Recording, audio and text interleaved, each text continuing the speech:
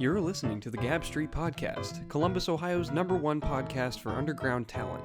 Every week we have new conversations with interesting individuals who contribute to the Columbus economy and its lively culture. You may find just what you're looking for right in your backyard. Let's get right into it.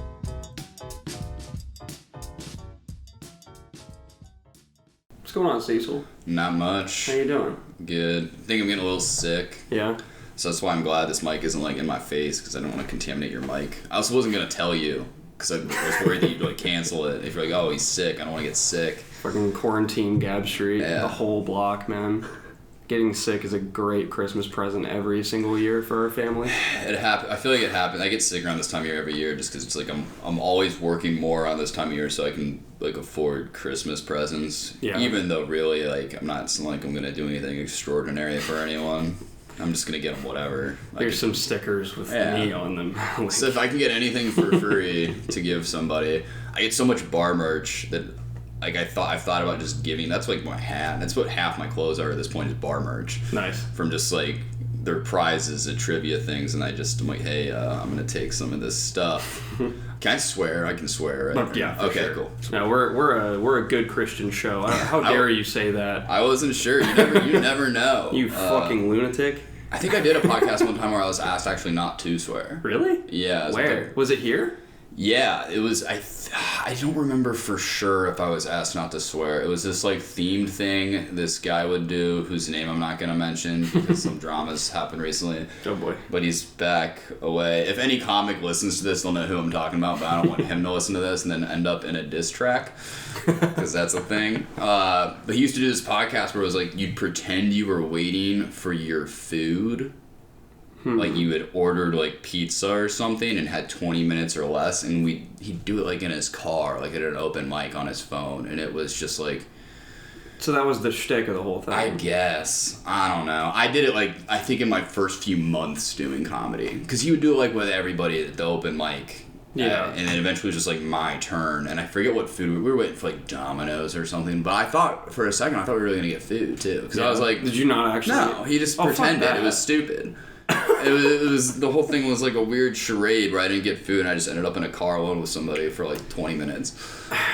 What you have to do to make that work is you have to do the regular comedy shit first, so then you have the money to get the food every time. So it's actually real. Yeah, it's like a lot of these podcasts, I feel like at least because he would have a bunch of them, were set up that it made sense if you were already successful. Yeah. But not like if you were trying. Not starting out. Yeah, it's kind of like the banana guy. Like I knew the guy that taped the banana to the wall. Like I can't go do that, but that guy's already successful, so he can go do that. But that's kind of like how his podcasts all work. Except for he had one of them, I can't remember what it was called. It was like kind of good. How much did you pay for the banana?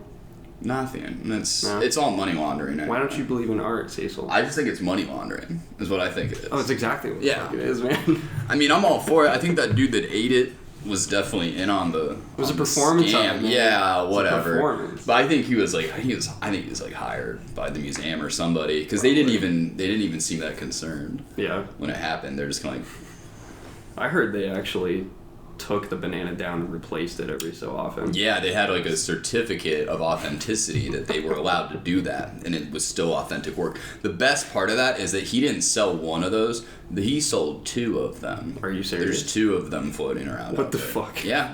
It's because he's like already famous. He's already like a big. You can do it, yeah. I mean, if you're already famous, you can get away with so much like crappy work.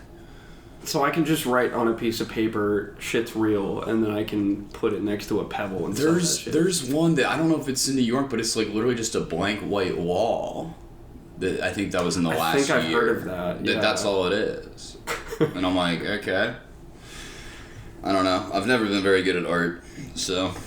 You just don't get can't really draw. Man. Did you even take a high school English class? Like, come on. I did. I took, my favorite was in my high school, it was like called World Drama and Theater or something. It was like a senior year bullshit class. The teacher, I don't remember her name, but like she tried. I felt kind of bad because you had a bunch of idiots like me in it, and then people that really did do plays and stuff. So it was like this weird, I don't know, collective of like people that are like, hey, like they're good at this, and then you got people like me and my dumb dick friends that are just kind of ruining it for everybody.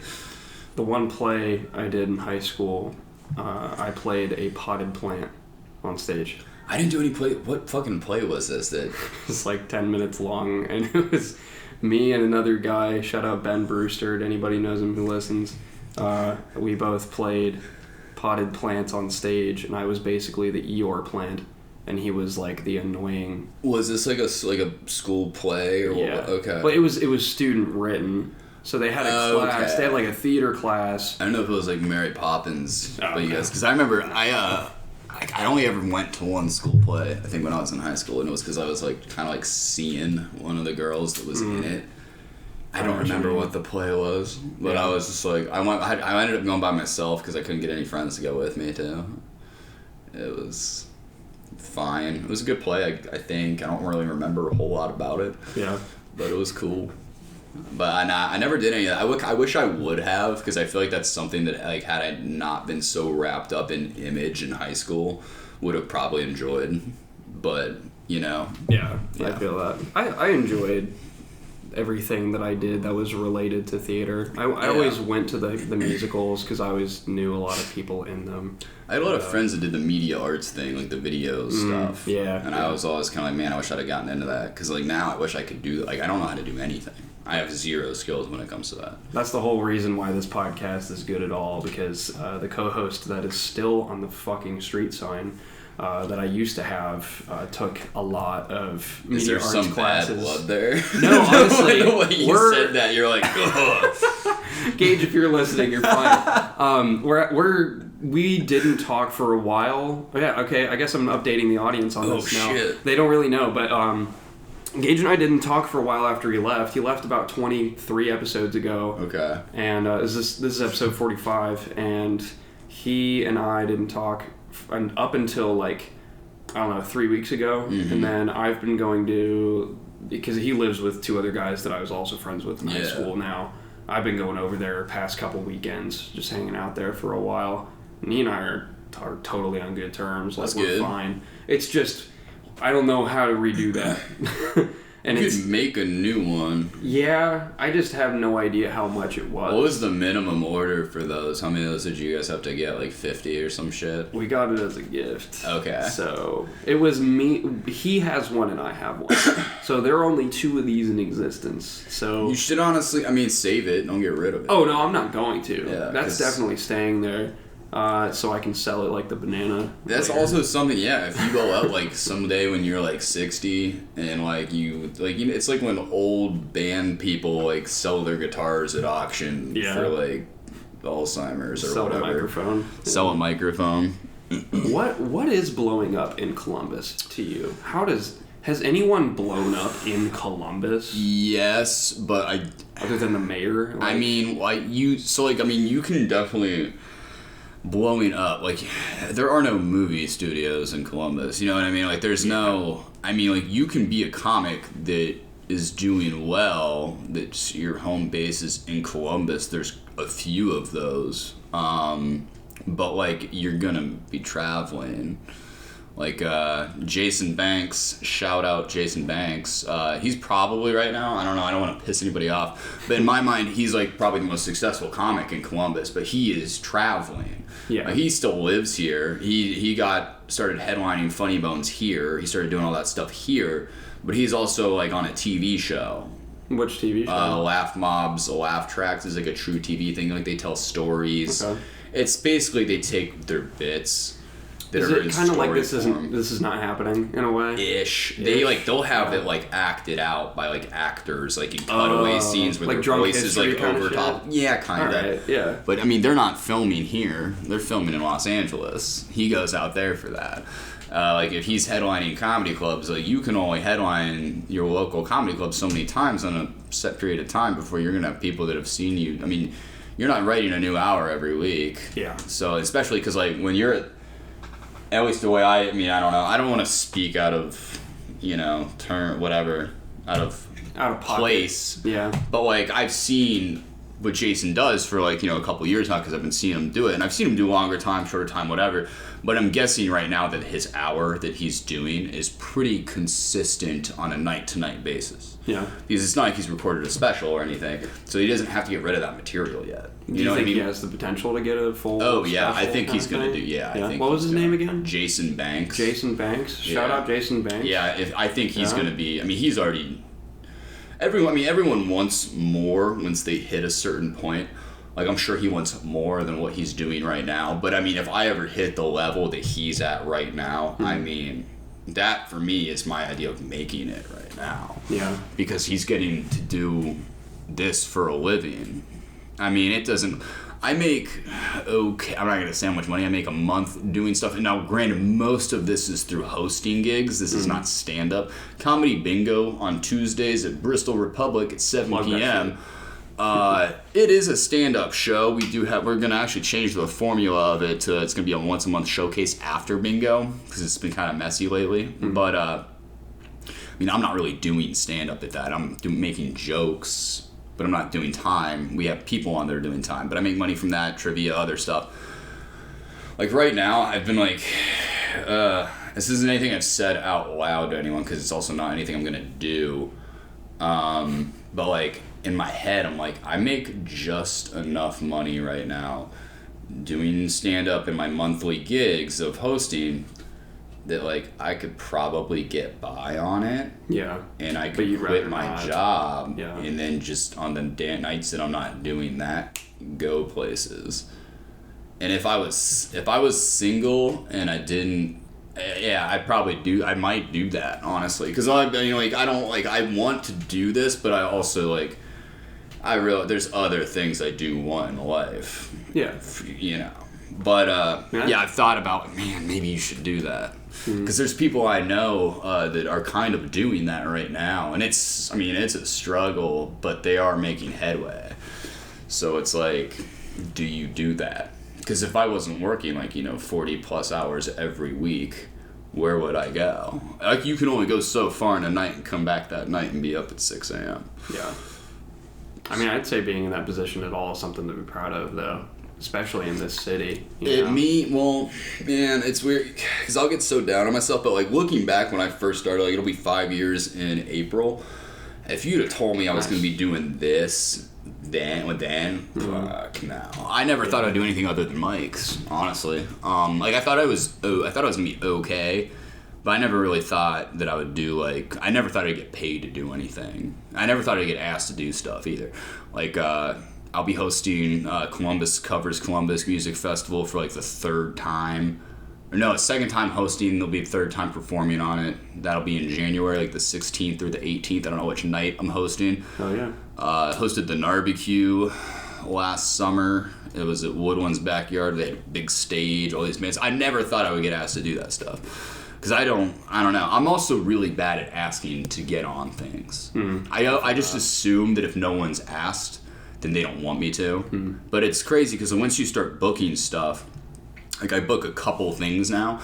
It's not that I don't want these people. You just don't think about it. Yeah. Because you've already got so much other shit going on. That's another thing where I tell kids that are newer, people that are newer.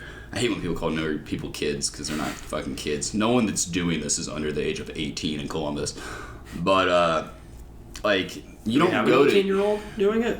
What? Do we have an 18-year-old doing it? We might. Yeah. I don't know. There are younger people. The problem is... Like, they're like, especially when you're younger, when you're newer, you're probably not going out to like every mic. Some of them do, but like, I only hit maybe one mic a week, maybe two if I have a slow week. Yeah. So like, I'm not seeing everybody that's new.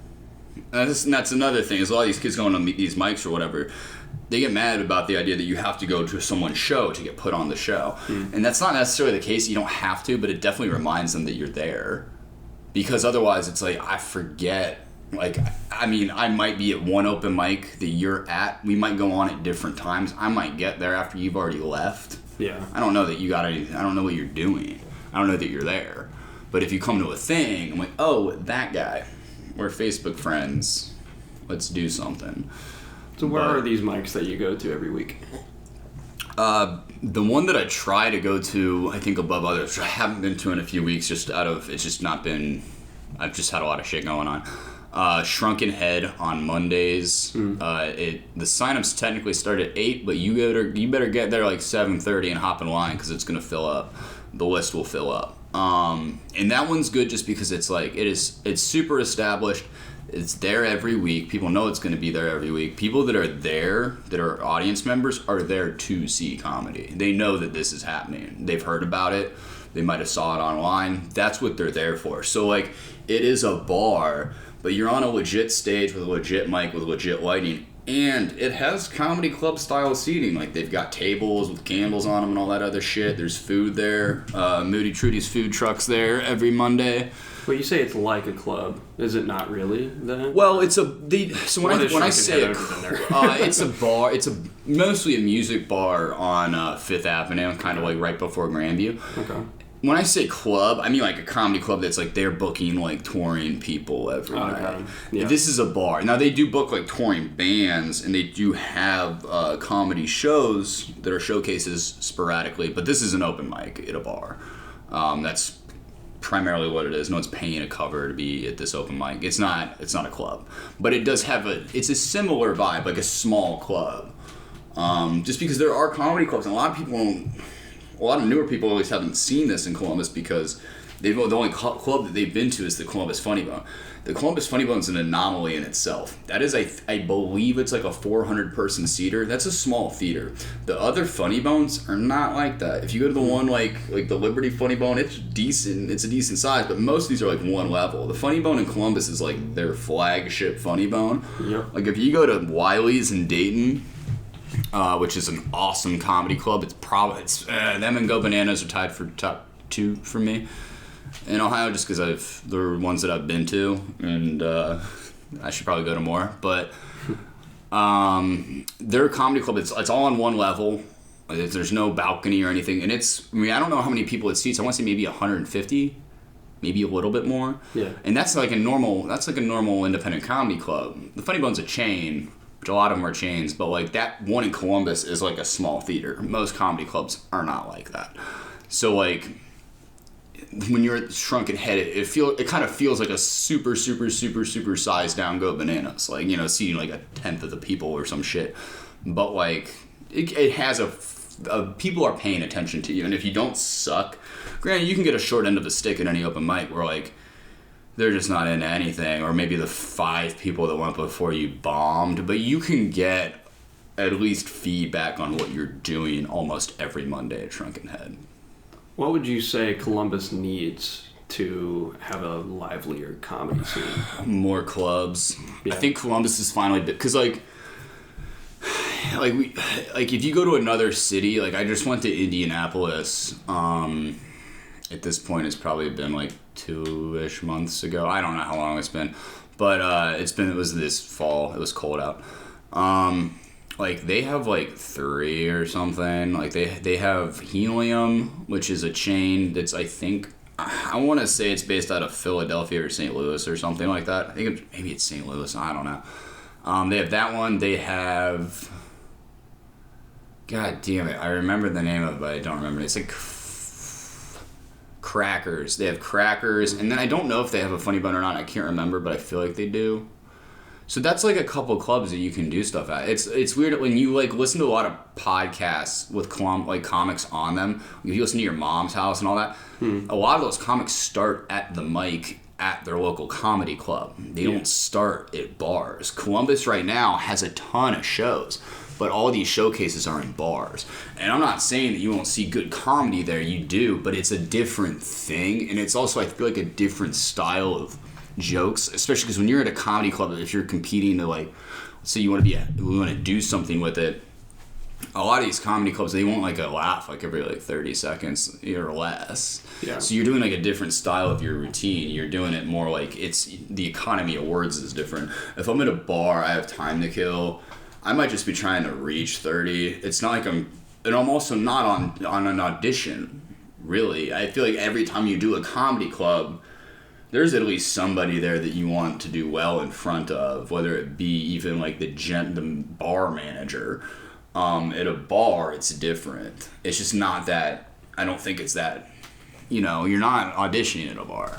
Speaking of comedy at bars, let's talk about Sam and Cecil's drunken comedy night. That happened once. Yeah, I feel bad. I do want to do another one. I like Sam. I had so much fun. I mean, I was just a light guy. We're just so busy.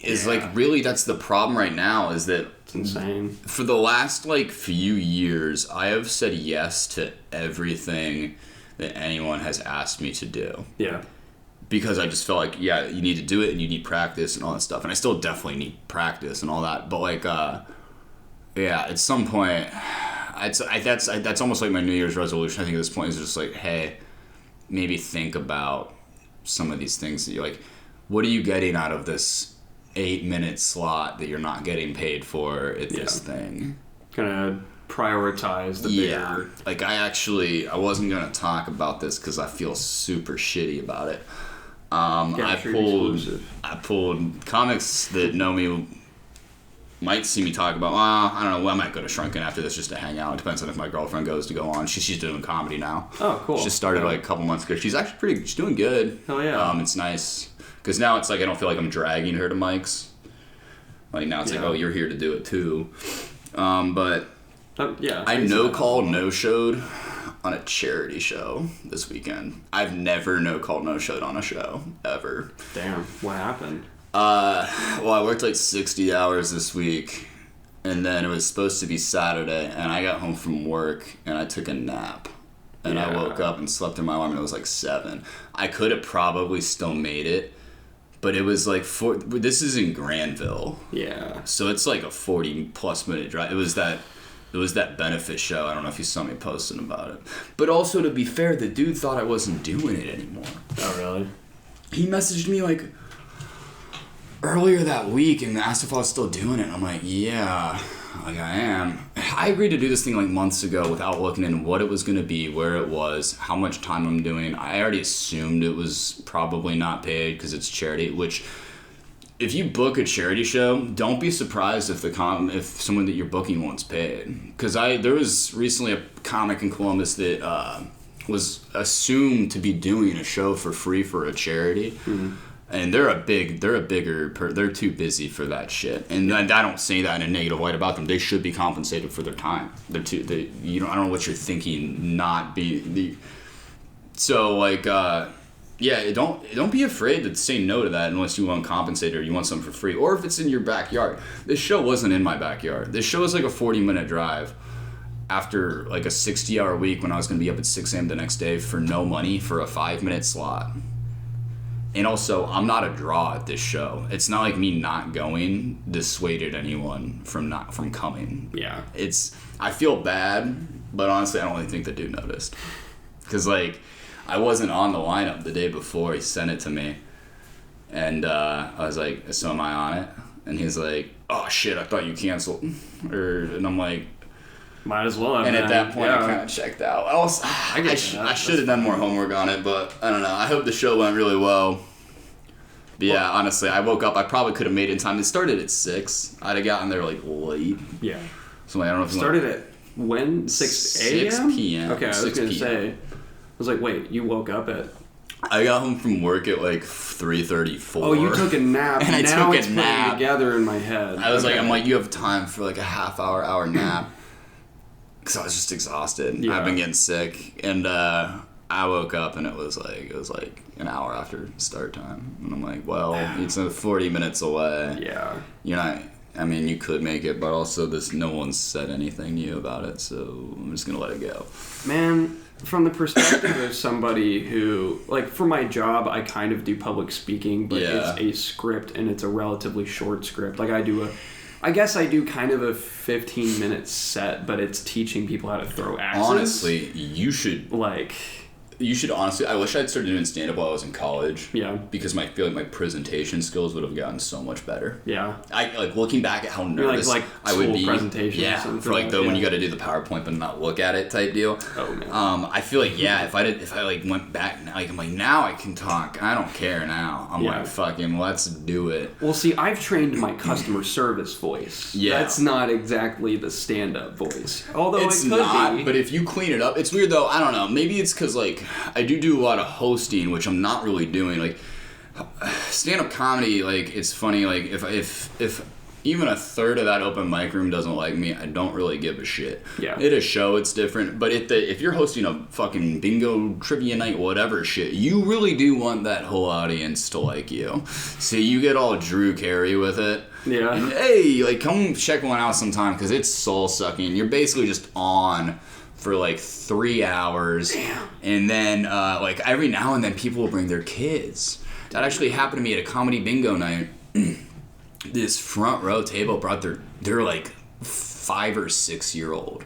And you're like, And they're letting it crap. climb on Like- stage too. Yeah. It's Wait, what? Crawling up over there's a brick barrier to define where the stage is. And letting them climb up. And I was letting them read bingo balls and shit because I'm like, I'm drunk. And there's like a 6-year-old here and he's going to do whatever he wants. The funniest part of it was, because we take little breaks in between the rounds, this kid, I go to take a piss real quick. And legit, this child by itself, not with anybody with it, opens the door. He goes, hey, can I call the next ball, like the first ball of the round, next round still? And I'm like, yeah, that's fine. I'm like dick in hand, like taking a piss. And I'm like, yeah, his name was also something, I want to say it was like Bryce. It was one of those like, yeah. Oh man. You know, you can imagine. Like the group of friends like Bryce and Tyler and Yeah. fucking, what's another one? But his parents, like, they were letting that kid do whatever. I'm like, oh my god, this kid could be sneaking drinks right now for all they know. Because like they weren't paying attention at all. But I actually made a comment to them because they were having a blast, they were having fun, and I'm like, hey, like regulars, aren't I doing a good job at having not sweared the whole night? Like I'm like, it's just I don't care anymore, and it's a bar. You know what I mean? They do serve food. It is kind of a restaurant. But even during the day, it is not really a family establishment. I don't know. It was kind of strange. I haven't really been in too many contexts where I have to restrict myself from cursing. Because even at my job, most of the customers that come in will curse with me first. I make an it's fine, if I'm anywhere, even if I'm like at a Chipotle. Yeah. And there's kids there, I try really hard not to swear. And it pisses me off when other people do it. Like my girlfriend, who I love dearly, babe, she like can't help herself. And like we'll be getting like sushi 10 or something, and like a couple will walk in with their like, you know, it's fucking 6-year-old kid, and she'll be talking about fucking this, fucking that, and I'm like, shut up, there's a kid right there. And it's different now, because I feel like now, I don't know, like I remember when I was a kid, I feel like I never would hear people swear, because I feel like my dad.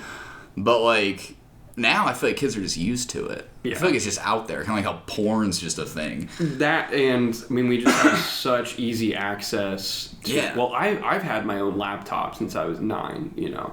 You're almost... How old are you? Do you want them to know? Okay. Oh, yeah. I don't know if they knew. They know. I don't know if you were... Because I remember when I was younger, when I started doing stand-up, I was freshly 22, but I would never really address my age on stage because I looked older and I sounded older, and I'm like, well, if I can be more convincing to an audience that I know what I'm talking about, because that's what happens with, like, there'd be kids who were like a year younger than me, but they looked way younger. So it's like these, you know, a middle-aged person just does not, they don't think you know shit about life. Yeah. They don't want to hear it. Well, how old do I look, Cecil? You look your age. You act older. But I don't really know what that means anymore, honestly. That's such a weird, like, where do we get that definition from? I think it's just because I associate, like, my brother's, like, fucking 24. And I still 25? think of him as, like, a fucking 18, 19-year-old. And I remember him and I remember me when we were that age. And, like, I just think of, like, at fucking Big Bar, Ugly Tuna Saloona, getting plastered with my fake ID, OHIO. That's just what I think of when I think of that age group. I think of like that. I mean, you don't act like that. But to be fair, most people don't. That's like the minority. That's like the... That's the loud minority. That's the loud minority. That's like the represented in movies like... fucking Zac Efron style kind of thing. Well, it's just weird because but they're the ones that you see. I don't know if it's just because I have to deal with them. I come into organic interaction with them a lot just because of the places that I'm at. And I don't think a lot of comics do that either, because most of those guys are not coming to comedy open mics, and they're usually not coming to like a diverse lineup comedy show, but they'll go to fucking bingo. Yeah. Or they'll go to trivia. People my age. People that are in your age, like 21-ish, but they're young and they're party people. How do you advertise this bingo night? I don't, because that's not my job. Or they have a social media person. Like, what's the style? How are they? Who are they marketing? Prizes. They're marketing to really everybody. I would say most of their demographic that shows up, it does range widely. I think with those bars, because it's Bristol Republic, it's in the short north, it's a nicer bar. It is not cheap. It is not a cheap bar. Like, they're not doing $2 happy hour bullshit shots or any of that. Yeah. You're paying you're paying short north prices. So like, I think that kind of keeps a lot of that crowd out, just because like they're not trying to spend $7 on a beer. They're trying to spend like $3 and get a shot with it. Yeah. So I think it kind of keeps some of the campus crowd out. But I mean, you do get also, I mean, there's younger people that have money too. Mm-hmm. So like, it's like I host a drunk spelling bee at Oddfellows first Thursday of the month, and it's actually really fun. But we have a group. They might listen to this. We have a group of like, I think they're all in like post undergrad. I think. Yeah. But they are younger, and like most of them they're like in nursing or like some sort of HR shit. They're like medicine stuff, and like they have money from something. I'm assuming it's their parents, and they go to those places because like it's fine. But like most college students, I feel like, are not. So it kind of sorts itself out that way. But I'd say it's mostly people around my age. We do get older people. Like we have people that are 40 and above, 50 and above sometimes. It ranges pretty widely, honestly. Cool. We're gonna go ahead and take a quick break. Cool. We're at about half an hour. We'll be back right with you after this short message from Zay Crypto. Hey guys, this is Zay Crypto, here to tell you about my debut project Liftoff, dropping December 1st. This is the culmination of the past 3 years of my life put into music. It's a short EP, but it's my first time writing to my own instrumentals. My production skills have improved immensely this year, and this is just a taste of what's to come. In this project, I tried to display my versatility and express my innermost thoughts and feelings. I also want you to get a better sense of who I am as a person. Music has been such a huge influence in my life and has given me purpose when I had none. I want to create music that gives people strength, and I'm hoping that you'll find something in my music that makes you feel less alone. I have a very eclectic taste in my music, so it's hard for me to pin down what my style is. However, if you like hip-hop, rock, or experimental music, then this EP is for you. Look for Liftoff on Spotify, Apple Music, SoundCloud, and all other major streaming platforms on December 1st. Thank you for your time. Now back to the show.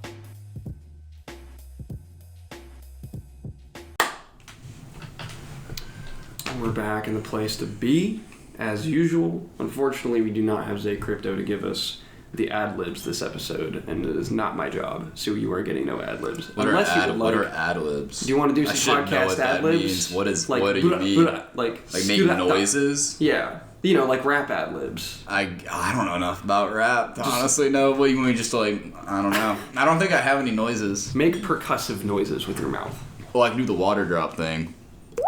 That's enough. I like that. Yeah. That was perfect. I learned how to do that instead of learning how to speak German in high school. I just did that for like 2 years. I got really good at it. No.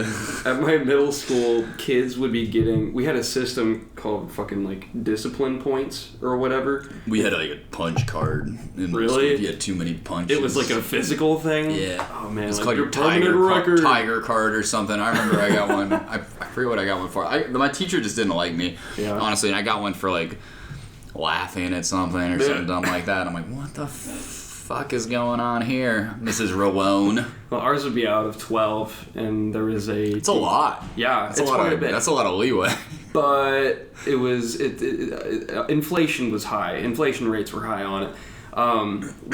We had 12, and then if you got 12 or something like that, then you weren't able to go on whatever trip was happening that year. Yeah. So there was like the Chicago trip in 7th grade, and then there was the DC trip that everybody goes on in 8th grade, and there were a couple people that got knocked out of that. But I remember all the...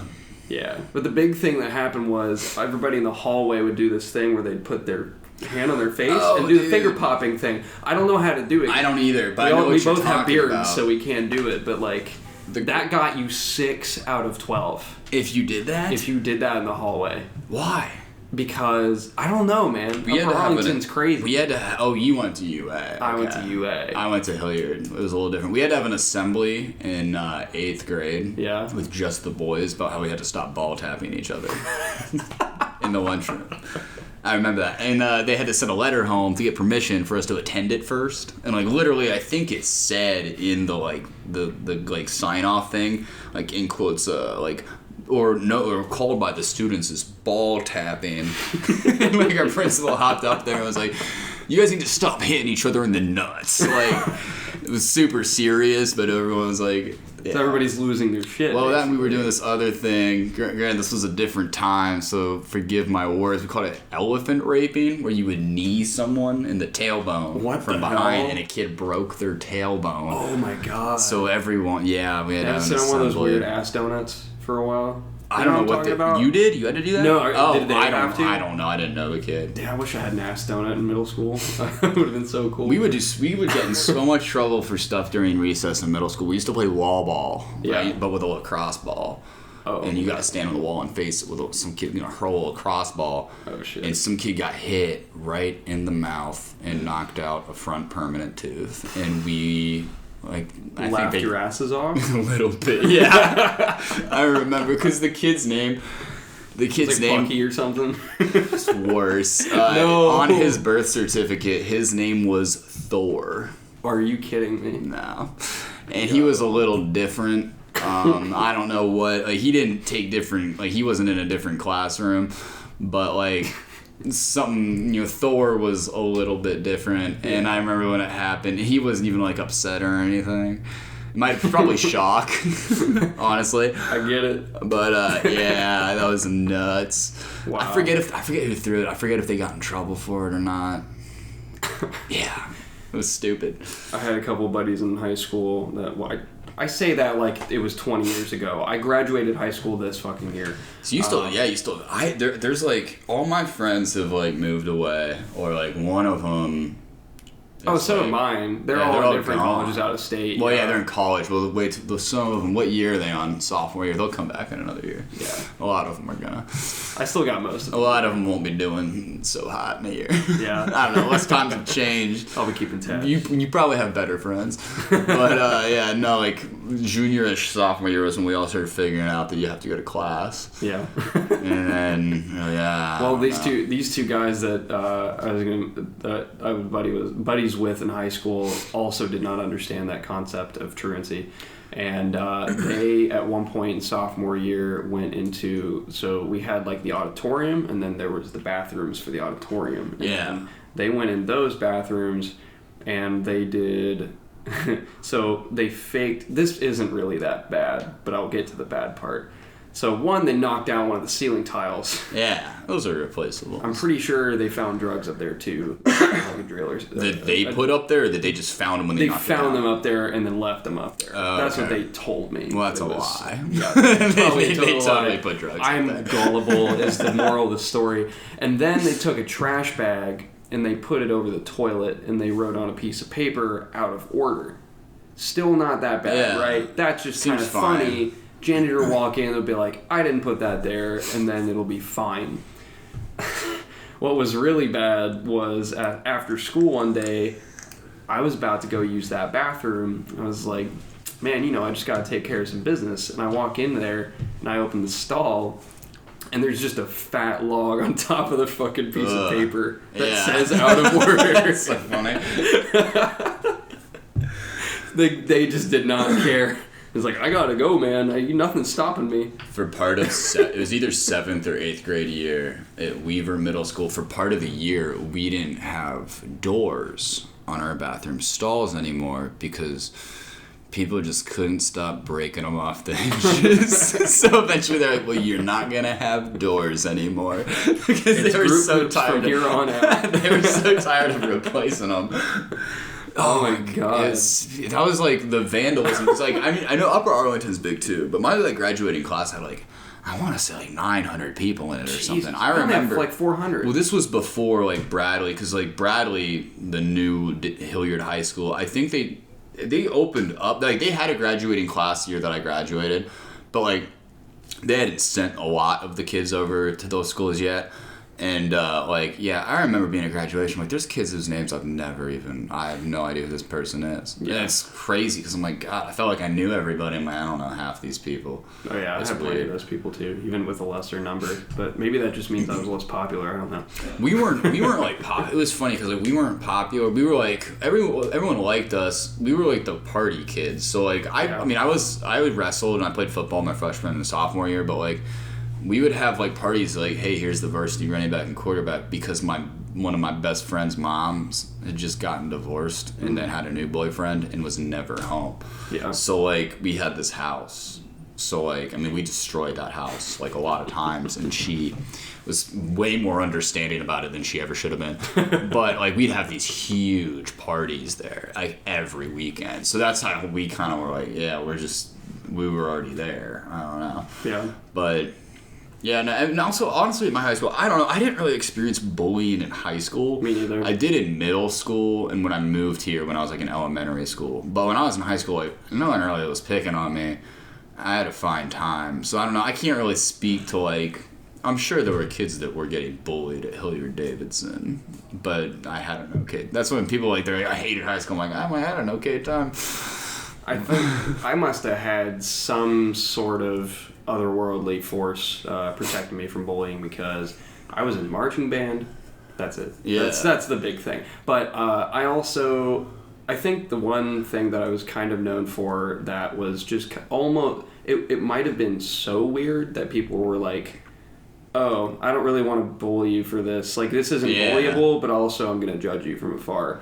This would be not weird at any other high school. Yeah. But I ran hip-hop club at my high school. Oh. Yeah, well, yeah, I don't know why they would. That's basically a precursor to what this podcast is. Yeah. Anybody that, the OGs, Dylan Davis, Eli Collmore, I don't know if you guys actually listen, but we did this club for, like, basically 2 years. It was, sophomore year it sucked, but junior and senior year I did it. And I would have local musicians come in and talk to kids and stuff. That's cool. Yeah, like my classmates, anybody I could get. Like the highest turnout was 13 people, but the usual turnout was like 4 people. Yeah, but that's cool, though. Anything to get any level of culture into the Upper Arlington High School. I did like nothing, and I played sports, and that was like it. And I wish, because like before high school, like I was like in like orchestra in middle school. I played violin for like 5 years. I was good. Yeah, and then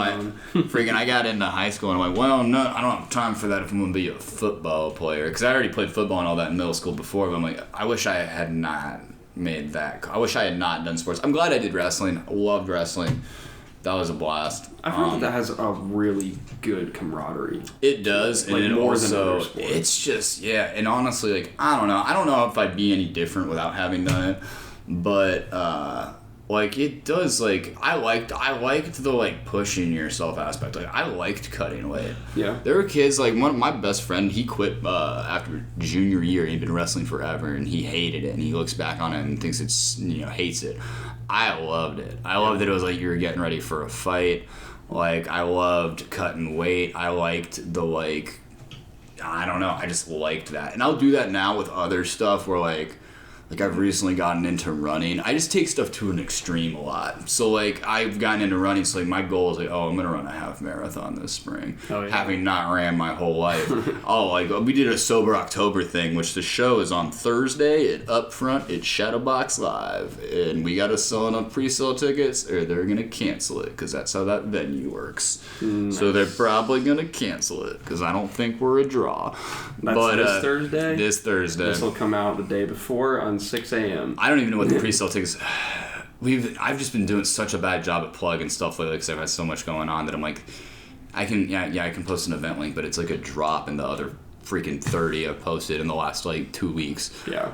But promotion's hard, man. And I was running like 3 miles every day almost during that month. Yeah. And not running at all. Like I was borderline hurting myself. Wow. But that's just, I don't know. I get like, that's when I started doing stand up. Like I did one mic a week for like maybe 3 weeks. And then I was some weeks getting on stage like 8 times a week. And I did that for like a year before I even started to slow down a little bit on that. That's how you do it, though. But that's why people would ask me. I remember like one kid. This is gonna sound so fucking like fat-headed, but one open micer in particular had been doing it for a couple years. Where he's like, you got pretty decent early, pretty quickly. And like, how did you do that? And I'm like, because you get up once a week. You've been doing this for 4 years, but you get up once or twice a week. I'm getting up like I'm getting up like 8 times a week some of these weeks. You used to be able to do 3 mics a night on Tuesdays. I think you still might be able to some nights a week, but like I would do that every week. I didn't do anything else. Yeah. And that's why, because like in that year, I've done more minutes than you have in 2. That's how that works. Yeah, I don't know. That's stand-up is like all I think about, really. Yeah. Like that's funny. My friends always used to call me a hobbyist. I'd get into a thing really hardcore for like 2 months, and I'd learn like the basic levels of it, and then I'd lose interest. But when I started doing stand-up, I was like, I just never lost interest. I'm like, this is... What is it about it? What do you like about it? I don't know. Before I even did it the first time, I was like... I'd honestly been like thinking about doing it for like maybe 2-ish years before I did my first open mic, where I had like a notebook that I'd write jokes in that I've not done any of now at this point because they were all trash, because you have to do it to figure out how to do it. I mean, you can write... So what I tell people that are like, because you meet so many people at open mics that are like, yeah, I've been thinking about doing stand-up. No. And they'll come out to like a couple mics a week sometimes for like months and never do it. And I'm like, you just got to do it. That's really all there is to it. You're going to eat shit. Yeah. You might actually do well your first few times, because I did pretty well my first few times because I had a lot of friends there. We all lived right across the street from Scarlet and Gray. Yeah. That's where the mic was. That's where we'd go. We were there to party. But then after a couple weeks, they stopped giving a shit. Mm. And then you're performing for audiences of people that don't know you anymore. So your story about that funny thing Brandon did at the party, they don't know Brandon. They don't give a shit. You got to make it funny for them at that point. But, yeah, I tell people, you just got to do it. But I don't know, man. After the first time I did it, I blacked out. Not because I was so drunk. I remember I got off, and oh my God. Yeah. I used to get so nervous before going up. Now, it's weird because every now and then I'll still sometimes get nervous. I know people say they don't, but every now and then I'll be at a mic even. Oh, everybody gets nervous, dude. I'll be at a mic even. I can't imagine. And I'm like, I don't even know what I want to do tonight. Yeah. Because it's like, I'll go through phases where it's like, I feel like I didn't write anything new, or I'll have like an idea that's not fleshed out at all, but I want to say something about it on stage. And a lot of times, like, it'll go somewhere on stage, and then I have an audio recording of it, because you should audio record everything you do on stage, at least audio record it. Dude, there's people that have been doing this for like a year, and they don't audio record their shit. And I'm like, you don't know if you've gotten any better. Because I remember, like, the weeks that I didn't do that when I started, I'm like, oh man, this is getting laughs. I'm like, you didn't even say that. You think you did, but you didn't. They didn't laugh at any of that. You think that they did, but trust me, they didn't. You got to go back and listen to it. I got the footage to prove it. Yeah, now I can hear it where it worked. But, like, Yeah, I don't know. Yeah, there's still weeks where it's like I'll get nervous sometimes, like at a random mic, like especially if I wasn't planning on going up. Like if I just go, that's why like sometimes like if I got done with like there was like last week I got done with comedy bingo, I can usually make it to Bossy Girl in time that the host will let me on towards the end of the mic. So sometimes I do that. And I was kind of planning on going on, and he'll just let me go on because we're cool. You shouldn't do that. You should text people, but he'll just let me go up. And he was like, yeah, you're gonna be the last person. And I'm like looking at the room. I'm like kind of thinking how I'm feeling after doing that bingo night, and I'm like, I'm good. Yeah. And people think it's always newer people that, oh, why don't you want to go up? You should want to go up anytime, any chance you get. I'm like, why? I'm like, why? What, like, for what? For these two? Oh, like, I'm not gonna get anything out of this. At this point, I'm not getting like I am getting more comfortable, but like yeah, during your first year or so, a comic who I don't even really like as a person, who doesn't live in Columbus anymore, who may listen to this because he's weird, told me once during my first year that your whole first year is you just getting comfortable on stage. Yeah. And I didn't like hearing that because I thought I was like doing pretty good at like 8 months. I'm like, no, you're comfortable. And then I realized like a year and a half later, I'm like, fuck, he was right. It's all you're doing your first year is you're just getting comfortable. There's still some jokes that I've tweaked heavily from my first year that I still do. But most of that's just gone. Most of that's not me. It's just not what I'm doing now. Should totally ask you to tell one. That'd be such a dick move. Oh, what a joke! Yeah, I can. You're funny. Why don't you tell me a joke? What one of the ones that I used to tell it was terrible. It doesn't matter. Are you actually gonna tell a joke? Yeah, sure. I'll tell like I'm trying to remember some of the versions of it because like everyone is definitely inspired by someone when they start doing comedy. They have comics that they like that they emulate, and then like I feel like they kind of build their own hybrid style of like, hey, this is what I like. I like these people, but I'm also myself, and it all kind of mash as well. You do see people that like.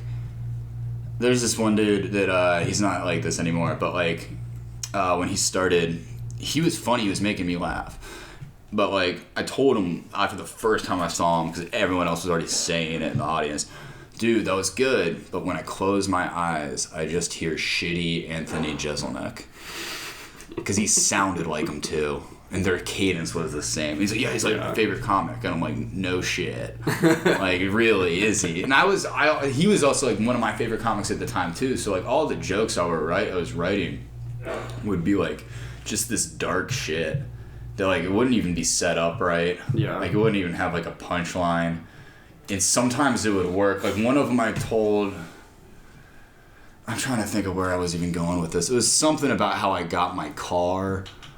I got it when my grandmother died, and like you're like, oh, it's lucky you got a free car. And I'm like, well, it wasn't free. She was pretty hard to kill. She was a spry old lady, and I'd say stupid, just terrible, just not funny shit like that. I was trying to be something that I wasn't, because like okay, I find that funny. I wanted to be the cool guy. Yeah. Everyone wants to go into comedy. I feel like, and not everyone, but like you see like comics that are like also rock stars. Yeah, you know, like freaking you got Chris Rock and Dave. Those guys are cool. You want to be cool. Well, not everybody can be cool. And there's not enough of a market for everyone to be cool. You just got to be what you're doing. Who are your favorites?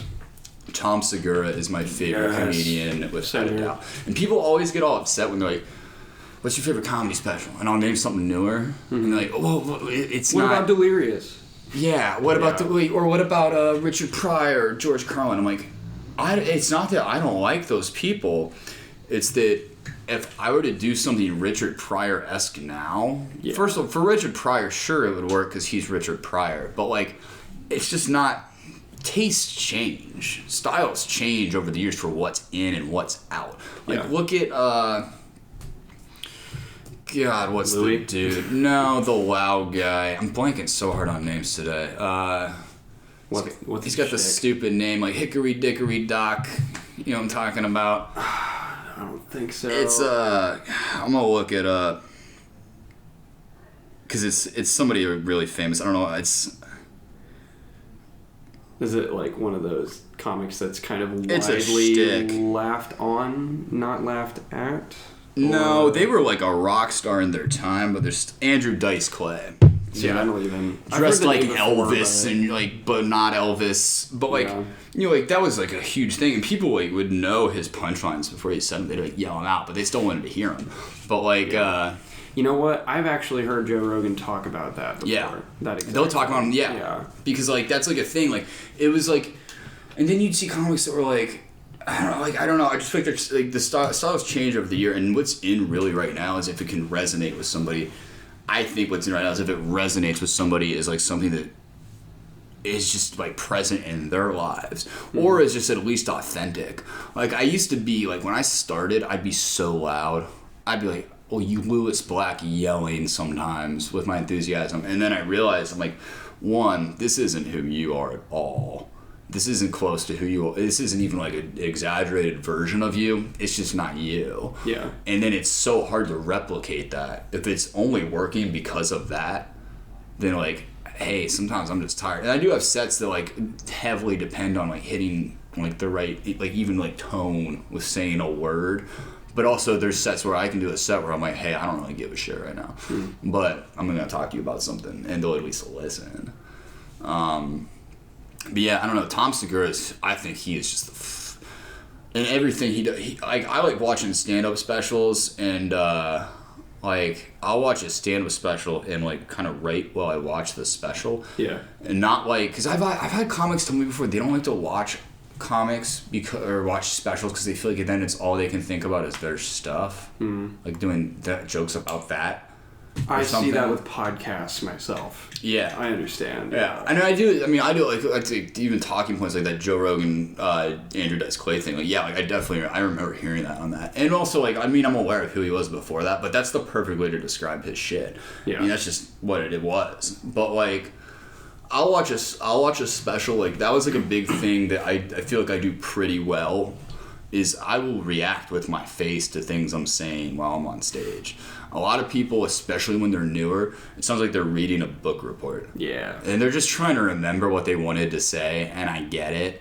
But like, if it doesn't feel like you really mean what you're saying, then they don't give a shit. I mean, they just don't. Like, you have to at least like, because that's why like, I don't see a lot of comics I feel like that are like doing the same thing word for word, style for style every time. Like, you could hear me tell the same bit like 5 times in a week, but it's gonna be a little different every time. And like, I'm recording every time. There's parts I'll keep from that, parts I'll take away. But I feel like, yeah, like you gotta, it's gotta be like someone in the moment for it to, you know, feel real. Or if you can tell stories that really happen, if you're telling a story that's just total bullshit and they can tell, yeah, then what are you selling these people? It either better be so funny that the premise is just hilarious and they're willing to ignore the fact that you're just making something up right now, or it better be real. That's the best. If you can have a story, if you have a story that's crazy and it's real, oh my god, people love that. Like, I have a bit about how, and it's like 6 minutes long. I was using it to close for a while for like feature sets. Like almost 2 years ago, I thought I had a heart attack, like legit. Yeah. I've been up all night doing cocaine. Fun times. I don't want anybody outside to hear things, but like, I had to work the next morning. I go into work because I cannot get anybody to cover for me. I worked at a head shop, so she knew what I was doing. It didn't matter. Yeah. And then like an hour into my shift, I'm getting the craziest chest pains ever. Like, I feel like I'm blacking out. And I tell my boss, I'm like, hey, if this keeps going on for like a half an hour longer, I'm going to do something. She's like, okay. You know, I got freaked out. So I tell her I'm going to get an Uber to the hospital. But really, I just go out back and I get in my car and I'm getting ready to drive to the hospital. And then I was like, hospitals are expensive. I bet there's got to be a way I can find out if I'm having a heart attack for sure. Not just like a panic attack or something. So I drove to a CVS Minute Clinic. And this is real. I was so like, yeah. So like, I go there and like, I go up to the counter. I'm like, I need to use the Minute Clinic. And I'm like sweating and just like look crazy. And he's like, yeah, you go over to that kiosk, try to fill stuff out. And I'm like, I come back up because there's no heart attack section or anything. And I'm like, hey, I think this is going to sound crazy. And I tell him the story, and he's like, let me go get the pharmacist. I'm like, okay. And the pharmacist comes up and he looks at me, and I think he'd already heard some version of the story, and he's just looking at me and he's like, go to the fucking hospital. Like, he says it in front of people and shit. I'm like, damn it. And I'm like, oh, okay. And then I go back to my car, and I'm like, there's an urgent care right across the street. And it's cheaper than the ER. So I go there, and they hold me for like a while. And they do an EKG. This doctor that I'd seen before at a different urgent care was there, and he was like all telling me to go to the hospital that time. So I know he's gonna tell me to go to the hospital. They make me promise I'm gonna go to the hospital. They want to put me in an ambulance. And I told him like, no, I'm not doing that, but I'll go to the hospital. I'll drive myself. And they're like, not a good idea, but okay. Because he's like, you're not having a heart attack right now, but you could have had one. Damn. And I'm like, cool. So I'm like literally on the way out the door. I got my paperwork. They already told the hospital I'm coming. And like as the door's closing, I look at the lady. I'm like, I'm not going to the hospital. And then I shut the door. And then like the end of the joke is, I'm like, and I went home and called my girlfriend. And I had her watch me while I slept because I stopped breathing a couple times in my sleep. But I don't know if that's something I did before. You know, I don't know. Maybe I was already doing that. I'm like. Anyway, guys, I guess the moral of the story is if you think you're having a heart attack, just wait it out. You'll probably be fine. I'm like, I was fine. But I'll do that. But that's all shit. That all really happened. And they feel like they can tell when I'm telling that story. I'm like, nah, I don't have to remember it. Yeah. Like, I don't have to remember my bits because I'm just telling it like I would tell my buddy.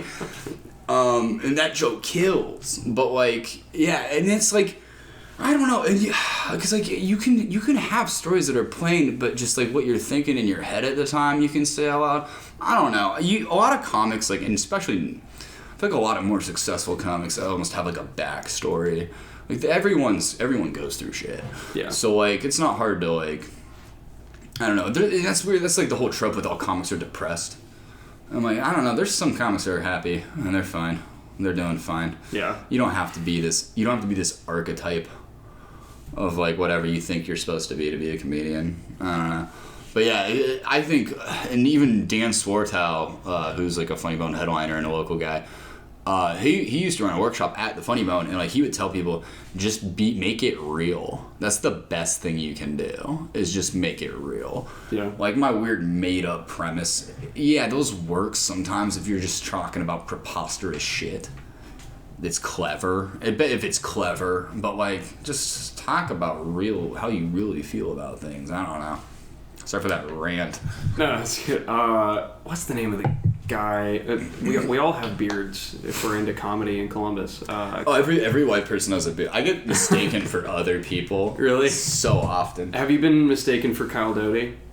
No, Kyle. That's what I was going to bring up. Yeah. Have you seen the pictures I'll post of me and Kyle? No. Side by side, where I'll make memes. It's like, this is your brain on drugs. And I look like all shitty. Or there's one of we're wearing like almost a very similar shirt, like very similar outfits, and I did like name brand for Kyle, store brand for me. Like, I don't know. I was posting on my Instagram, but like Kyle's great. I love Kyle. Kyle's one of those dudes that like.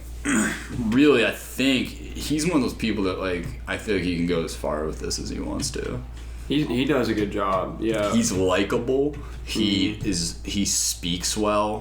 He's relatable. He's got his shit together, which is like that. I feel like that is the biggest hurdle because like I don't have my shit together.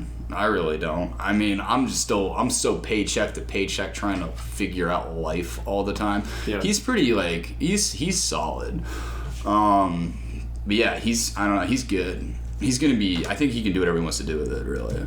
He does this bit that I saw both at Cloud City and Sam and Cecil's Drunken Pizza, and plug for something that no longer exists. It might against some. I don't know. I like Sam. I like doing it, but like honestly, it was like 3 hours long. Yeah, that was a marathon. That's something I can deal with. That's not something I am very patient with comedy. Dude, that was something I'm like me and him were alternating taking breaks during comic sets. Like I we were remember both that. Like, shit, what did we sign up for? Kyle does this bit where it's the story about the DUI. Yeah. Which, when you're bringing up like making it real, making it authentic, obviously he isn't like, oh well, we established we're drunk at the window. But I don't know. You know, that's just the thing. He found the balance. You know?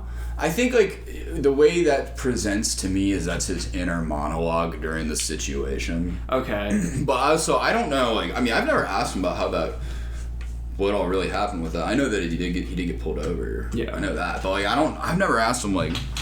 It's weird because like all we talk about not all we talk about, but when I'm around comics, like most times I'm not hanging out with them outside of comedy. Really, it's kind of like And honestly, I don't know, like, it's bad because it's like, now I'm like, man, I realize, like, I don't have a whole lot of just friends anymore. I mean, granted, we're all getting older, but, like, I'm like, yeah, like, most of the people I hang out with regularly are comedians, and it's at comedy stuff. Yeah. But, yeah, we don't really talk about a whole lot besides stand-up when we're all hanging out. So it's like, I've never really asked them, like, what's the whole true deal behind that story? I don't know if anyone's ever asked me. I think people have asked me maybe once, or there have been people that ask me, like, is that shit real? Like, the heart attack? I'm like, oh, yeah. Well, I didn't tell anybody at the time because I was super embarrassed. But, really? Oh, yeah. When did you said 2 years ago? It'll be 2 years, like, this summer. Damn. Okay. Yeah, it was pretty stupid. Crack But, is whack, kids. Yeah, I only did that one time. And yeah, it was a horrible experience. I'll never do that again. I didn't like it at all, honestly. It wasn't the same thing. Also, the dude I was with, like, pretended to pull a gun on me. So, those are the kind of people you meet. Don't do that stuff. I'm moving my hands slowly. I'm getting my identification. No, I was like, there was none of that shit, and it was a gun. I was so mad. I started screaming at him to get out of my car. And he did because I knew it wasn't real. I'm like, I mean, it could have been real, but I'm like, nah, this isn't real. That's terrible. I started yelling at him. I was also like, you'll make stupid decisions when you're drunk. Oh my but God. I was just kind of like, yeah, I'm not. I started screaming at him. We were in like a nicer area too. I opened up my window and started screaming about it. And it's like midnight on like a weekday. It's like, shut up. I'm like, and just screaming that, trying to get around the car at him, and then he ran. Weird story. Segue.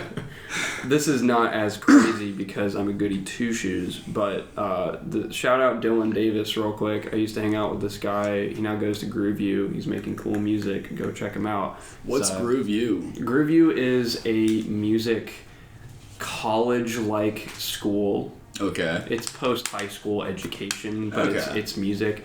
I don't really get it because it's also like OSU level tuition. Yeah. But it's not like acclaimed as a. I don't know. It's what a weird, lot of that but stuff. That's like when I like a charter college. I'm all for higher education, but a lot of like it's like people I know that like go get like a computer programming thing, but they already know how to do it. I'm like, what do you? Just get the certification. Just breeze through all your classes. Yeah, because like I know a dude that like he did all that through, I forget if it was like C-State or where he went, but he was already working in the industry. And I'm like during what are you his doing? college. Yeah, I'm like, you're better than the professor from my understanding. Like, that'll get you a little more cash, I guess, but Yeah, just having the title of, having the degree it's hard on the to resume. convince, especially with getting your first job. That's like the biggest thing. Is like I never finished my degree. Yeah. I don't know if I'm gonna go back or not, because my biggest motivation behind going back is to get out of manual labor, so that it can be easier for me to afford to do what I want to do with this. But I don't want to go work in marketing. Yeah. I want to go do stand-up. Yeah. So is it smarter to just, hey, let's like go live like in the projects in like a bigger city, or is it smarter to go spend another 2 years finishing my degree and then go live in a slightly better project in a bigger city? Marketing would both get you, a regular-ass career, but also like help you immensely on the comedy front. The thing that bothers me the most is like a lot of these jobs, like I have a friend that works for Cover My Meds, and like I know her, I could do what she does, but I don't have a degree. Like there's a lot of jobs like that where I'm like, I can do this, I know I can, but I don't have a piece of paper that's gonna even like my girlfriend works for, I'm not gonna say the name of the company, but like she got this job. I remember I tried to get a job there after doing corporate comedy shows for them too, which I thought was weird that they didn't give me an interview. That's weird. I'm like, I've been here like 3 times to do comedy at your events. You've written me checks before, but I can't get an interview. Why can't that you might write me more? That might have been why, honestly. Really? Probably. They're like, probably, yeah, we've heard what you talk about. We're not, but but she got a job there just because she has all this experience in that field, but I don't. But I'm like, that's my resume is just such a cluster of like bar jobs and then manual labor shit. So it's like, hey, I want to work in your sales department. No dice. If I can get an interview, I don't think I've ever not gotten a job I've gotten an interview for, because I can talk my way into quite a few shenanigans. But like, Well, something that Dylan Davis and I probably could not have talked ourselves out of, but thankfully it didn't become a bad situation. Oh, my bad. Back in sophomore year, it's fine. Back in sophomore year when I got my driver's license, fantastic time in a teenager's life, I was driving around with him in the back seat holding, okay, so do you know those toy wooden guns that you would have like the pump on and it would have the little cap at the end? Mm-hmm. Okay, we were driving around in Upper Arlington, him leaning out the window, popping this thing up either into the air or aiming at people. That's a terrible idea. If you did that now, how many years ago was this? Like, well, this was still, 2 years ago. I mean, this was still people hunting season, so I mean, yeah. But now, dude, I feel like you do that now, it would have been so much worse. You guys would have got lit up. Oh man, Upper Arlington though, like. Yeah, that was why we didn't get in any trouble. Because I feel like, I don't know, man. I would. That and you're white, let's be honest. Yeah. That helps. Yeah. White kids, we would get away with so much stuff. We've had, when we were in high school, we had so many interactions with the police. They're like, had we not been white, let's be real. Well, I was 12 years old and my grandparents were doing something in the building that was next to me. I was hanging out outside and apparently someone that looked vaguely like me was going through cars, like looking in cars and trying to take things out of them.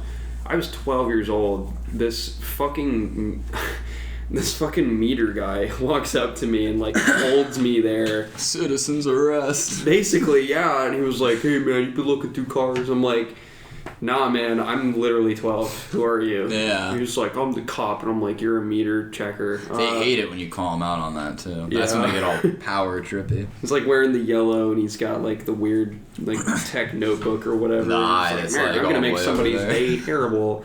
So shout out to that guy, I guess. But but they brought me in and like they didn't let me go. Like it was a weird situation. It was. This was the only time I've ever really interacted with the police, but when I was 12, I didn't know. Yeah, parents, dude. I wish my parents would have been more proactive with lawsuits. They had the woman that like called in to report that come in, and like they held me for like an hour there. Yeah. And the woman arrived, walked in, like to check and see if it was me, and like the millisecond she crossed into the field of vision where she could see me, she was like, "Yeah, no, we're good. That's not him." Yeah. I was like, "Thanks." That's good, because then she wanted to be like, "Yeah, that looks just like him." You yeah, been. just out for blood for anybody. This kid wearing a white shirt and with a giant curly afro, that's what I used to have. Is going through cars, obviously, totally could have gotten me in that situation, but that is my only interaction with the police. Do you know, cops, I'm not one of those people that's like, all cops suck. I'm definitely not one of those, because I've had to call the cops. Yeah. That's like, that drives me insane when I see people on Facebook. I'm all for like holding cops accountable, don't get me wrong. I'm not one of those like, thin blue line people by any means. Gap Street hot takes. But if you are one of those people that wants to post about like all cops are bastards and fuck all cops and you can never trust cops, don't ever call the cops. I'm like, stick to it then, because this is the exact person, like if your home gets broken into and they're there, what are you gonna do? And you're gonna call the cops. And the ring at the front didn't stop them. Yeah. So that's my whole thing. Is like, I'm like, if that's how you are, I'm like, I don't think you can say fuck all cops and then still want them to serve as your civil servant when you need them. I don't know. I think it's a weird balance. But yeah, I see people that do that, and like these are people I like too that I see doing it. It seems like it's people that have no idea how to handle any bad situations, which I'm not going to say is unique from me, because I also don't know how to handle bad situations. But it's people. So there are two types of people that hate cops. Never had to call the cops, right? Like there's like one person in particular that I'm pretty good friends with. I don't know if they'll listen to this or not, so I don't want to. But like, I will see them post these things, and as far as like responsible, well put together human beings go, this is probably the most like perfect example of like someone with their life together and on the right track that I know. But they also care a lot about like social injustice, and they'll post like a video of a cop doing something fucked up. I'm like, yeah, fuck that guy. I understand that. That guy. But like, I don't think you've been in a situation where you absolutely had to call the cops. Yeah. Well, not like a 911 call, not like we need an ambulance. I'm like, no, you need a police officer. Yeah. Like break up the situation. Yeah. There are two types of people that hate cops. One of those are anarchists that booby trap their houses for burglaries. Those people are nuts. And then the other people are the people that say like fuck all cops. I'm gonna use the term social justice. If you warrior, get mugged, who are you gonna call? Exactly. You don't know how to deal with that situation. You need people with, and not all of their judgments are going to be the best. Yeah. And there are a lot of them with bad judgment. Yeah. But you know what? It's better than nothing. Well, it's like I've lived in a couple neighborhoods. I've lived in the ghetto. People get mad about that word or whatever. I don't know. You're not supposed to say ghetto anymore, I don't think. But like, I lived in between Champion and Ohio on East Whittier like a year and a half ago, and there would be. What is that neighborhood called? I think it's on the east side of Parsons, so like it's down towards kind of like Whitehall area. No, it's like Marion Village, technically German Village. Okay. There'd be like multiple shootings a week within like sometimes you could feel the shots. Yeah. And I used to call it cops for every one, like the non-emergency line. There was one night. This was the last time I called the cops for a shooting because I was like, this doesn't fix anything. There was these dudes, like, and actually another comic, Stevie J, still lives over there because some of these stories he can attest to because he lived like right across the street from me. There was like one night that we're the only apartment on the street with our lights on. You can see them kind of through the windows, and we hear tires squealing, pop, pop, pop, pop, pop, tires squealing, pop, pop, pop, and then wreck. Jesus. And they're right in front of our apartment, and I'm like, fuck. I'm like, what do we do? I'm like, I gotta call the cops because somebody probably got shot. Yeah. Like, I don't know what's gonna happen here, but we're also the only white people on the whole block. So I'm like, I don't want to talk to the cops. I don't want them knocking on my door. Everyone in that neighborhood knows everything going on. There was this dude that lived on the corner, and it was I'm not gonna say what it was, but it was a house that some illegal activities were going on there, and everybody knew it. And I remember these two dudes got shot like at 4 p.m. by the carryout that's literally like 50 yards across the street from me diagonal over some bird scooters. One of them died.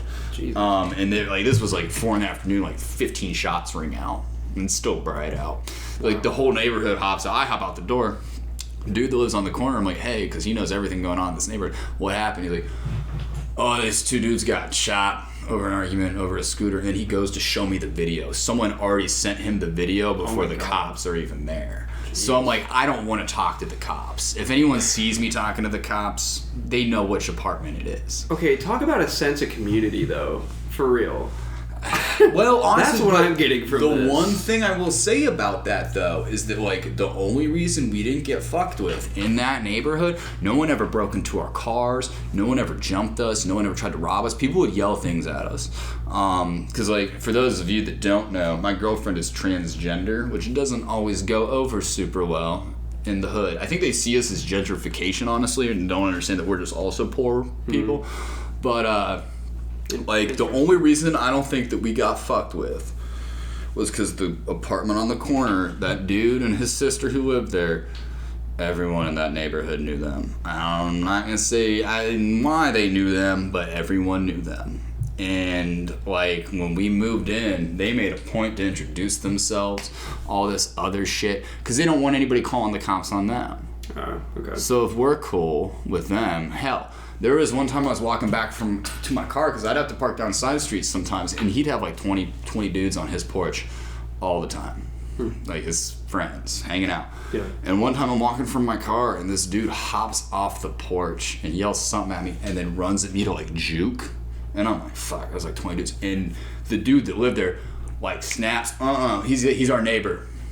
Dude turns right around on a dime and walks back up to the porch. And I'm like, thanks. Nice. Like, pretty cool. But I honestly think that's the only reason we get messed with. But, like, it's because they'd say hi to us every time we walked by. They made sure the neighborhood knew that, like, they were cool with us.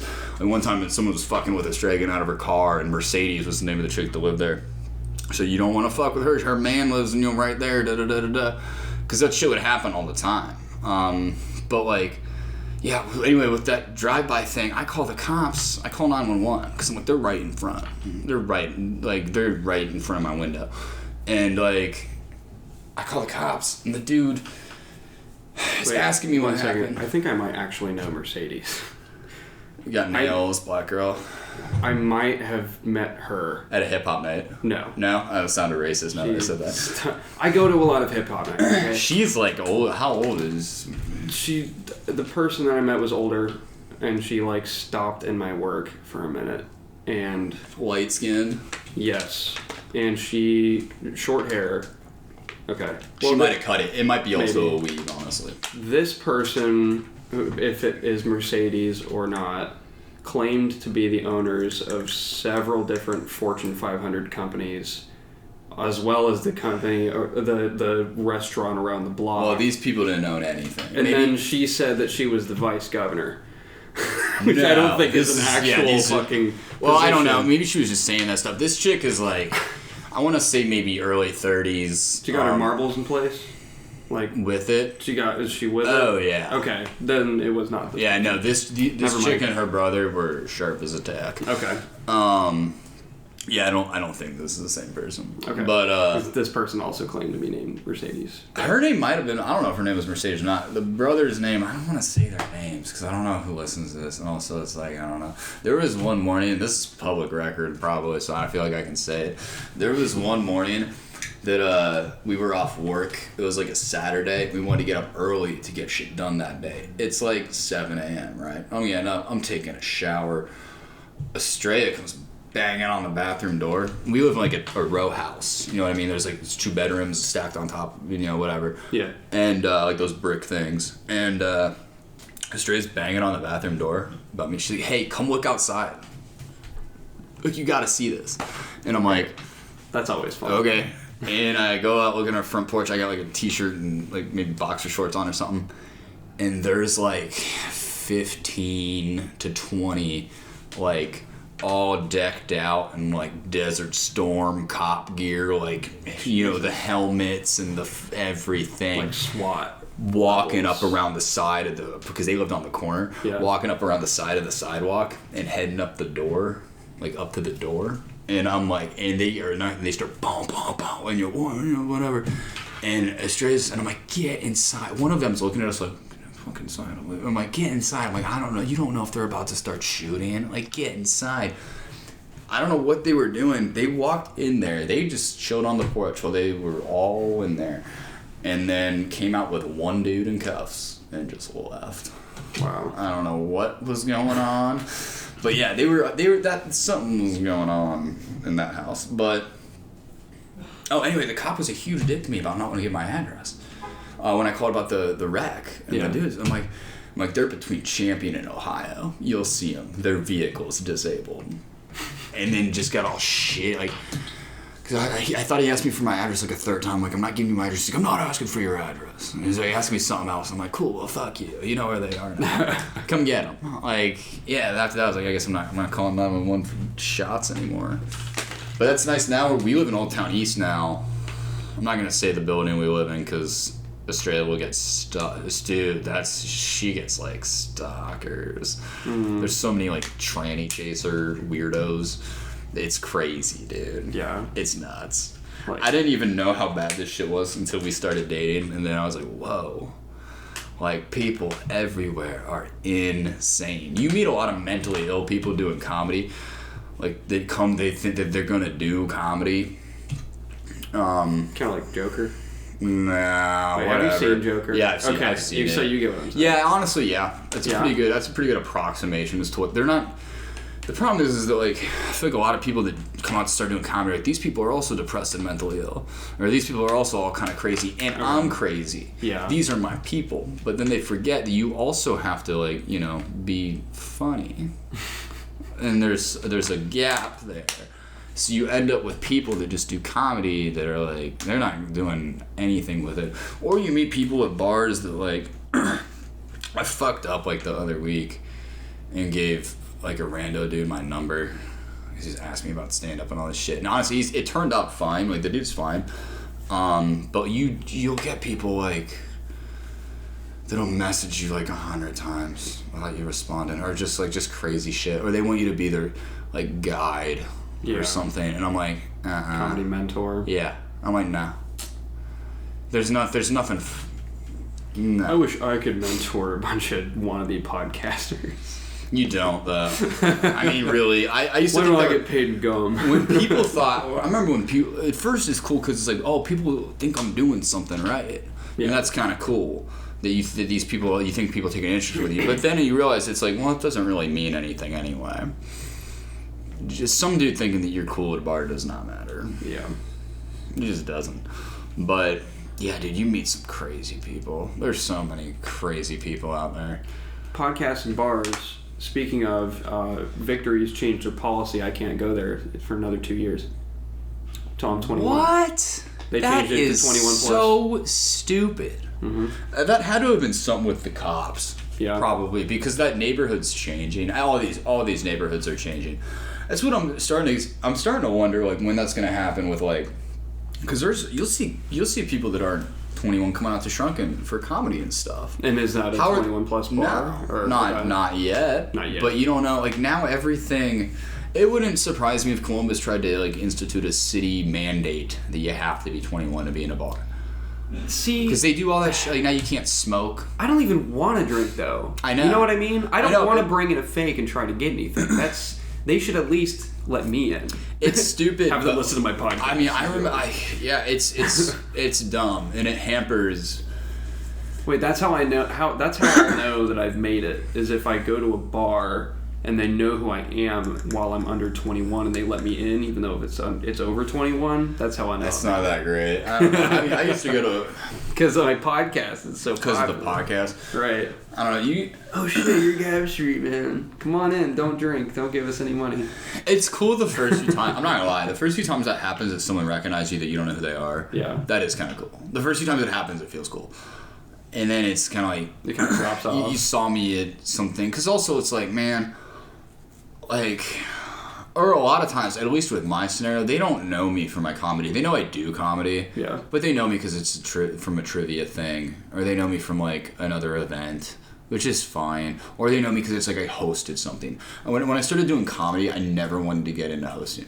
Yeah. I never wanted to be a host. I never wanted to run a show. That was like important to me for some reason. I'm like, no, I want to be too busy with what I'm doing to facilitate other people's stuff. I don't know. I'm not saying don't get into hosting. It's a good gig. You do get better at comedy from it. You still do comedy hosting. But, I do so much, like, with the Columbus Covers Columbus thing. Like, there'll be, like, there's so many people and bands that, like, I'm terrible with names and I'm terrible with faces. And I've met this dude, like, at 10 different things, and I don't remember who they are. Or they're friends with me on Facebook, and they see my shit. I've had other comics tell me, oh, you don't ever like my stuff. I'm like, I don't like anybody's stuff on Facebook. I'm like, I'm trying not to look at anyone's shit. Unless it's an invite for a show or something, like I'll promote my own stuff, I'll post my own stuff. I think social media is unhealthy as all get out. I agree. Like, I dream of a day where I'm doing well enough that I can pay somebody to take care of that for me. Because I don't want to do it. I think like maybe Instagram. Sure, I like posting like stories and I like doing stuff. I don't post as much as I should. I like doing Instagram stories. I think those are fun. But like I don't want to see all this like. It just becomes like a pissing contest for validation is what it is. I mean, really, like I see even comics like they're producing good content. They're making jokes, but I'm like, dude, you're doing 100 of these a day. Yeah. I'm like, there's something inside you that you're trying to fill with that. I don't want this to be how I do that. I don't know. I've been a bit guilty of being that weird fan of sorts. Here's the one example I can think of. I went to TEDx Columbus this year, which was at the Rife Center downtown. What was that like? Because those aren't even really TED Talks, are they? They're a franchise? They're independently... This one is independently hosted in Columbus by very, very competent people. Okay. I want to have them on my show, actually. But shout out everybody that runs TEDx Columbus. This was the 11th year that they've done it here, and it's always killer. Is it like Maria Hassan? Is she one of them? I don't know. She was, I think, there was these girls that Ruth Milligan is one of them. That's the only name I There were remember. these girls that one of my roommates was friends with in college. I think were involved in it somehow. Like one of them was named Allie, and then there's like Maria, and then they're gonna be like, wow, if they ever listen to us, why do you remember who we are? Like, I don't know, I just do. And some of you guys were pretty, so. Trip Fontaine spoke at it this year, who is a pretty large figure in like Ohio hip hop. Okay. Like one of the names. Yeah. If not Columbus, Ohio hip hop, and I knew of him, and a lot of the people that I know have a lot of respect for Trip Fontaine, and so I knew he was going to be speaking at TEDx this year, and so I was like, oh man, I want to have him on my show. I should do some networking if I can.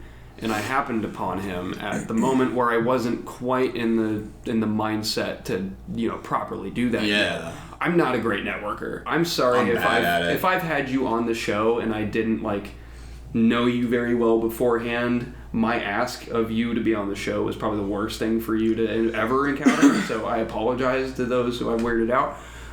But you were chill with it. I'll do another. I don't know.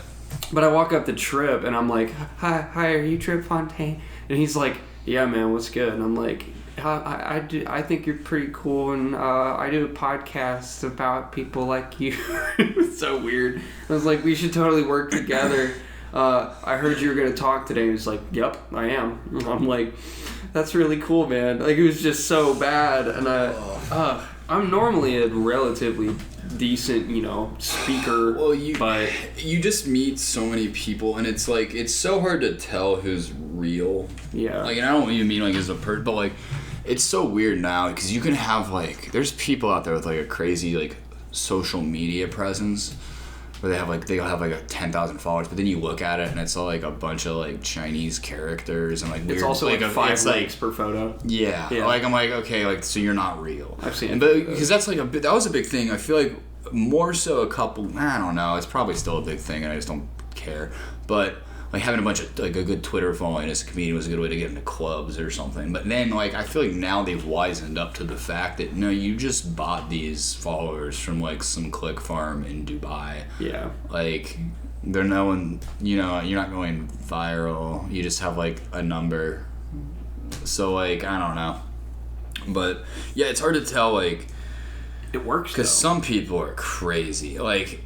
You just meet so many people that are just they're weird and they're full of bullshit, or they're just it's just all about there's comedians in the scene that, and these aren't really people I interact with a whole lot, but it's you'd think from Facebook that they were just beating down Hollywood's door right now, but really they have one show at a bar every couple months, and that's all they do. Yeah. Who gives a shit? I mean, who should we look out for in this scene? Amber Falter, for sure. Angie Healy.